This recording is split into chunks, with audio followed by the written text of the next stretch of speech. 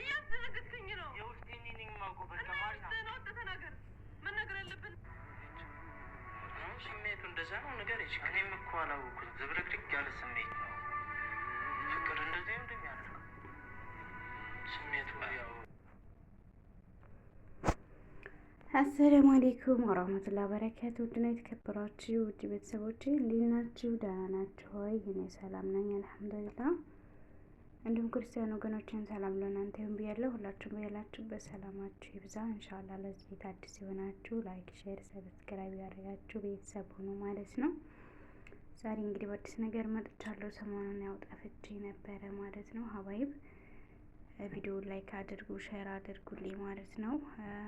እና ዛሬ የመጣሁበት ነገር እንግዲህ ቶፊቅ እና ማሪና ረጅም ጊዜ እንግዲህ ጓደኛ ናቸው እንደምታውቁት ሁላችሁም ማለት ነው። በመጀመሪያ ደረጃ እንግዲህ ቶፊቅ ያለበትን ሁኔታ ሁላችሁም የምታውቁት ነው። ባለፈው ለ3 ወር ወይም ለ4 ወር ምናምን የሚያክል እንግዲህ እስር ቤት ምናምን ነበረ በደረሰበት አደጋ ምክንያት። ብቻ ስለተረፍክ አልሐምዱሊላህ። ለሰው ላይ ክፋት የሚያስበው ሸይጣን ብቻ ነው እና አንድ ሙስሊም ወንድማችን ነው እንግዲህ ስለተረፈ ካደጋው አልሐምዱሊላህ። እንኳን ደህና መጣ፣ እንኳን ሰላም ተመለስክ ወደ ስራ።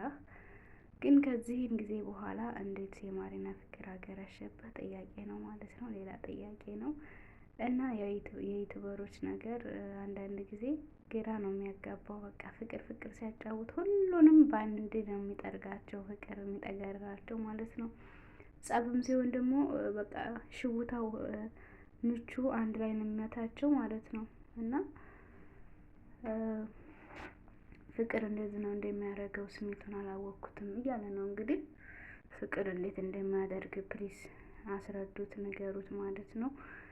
እና ማሪና ደግሞ እሱ ሲመጣ ወደ የት ነው ልሄድ የምትይው? ከጎኑ ሁኔ። እስካሁንም ከጎኑ ሆነሽ ነበረ። አሁንም ደግሞ እንግዲህ የተሰማውን ስሜት ከጎኑ ሆነሽ ተረጂው ለማለት ነው። እና ግን ያው ይገርማል ማለት ነው። ምክንያቱም እንደዚህ ሲሆን አይቻልም እኔ ማለት ነው። ቶፊቅ ለሷ ማለት በጣም ቤስት ፍሬንድ ጓደኛ ናቸው።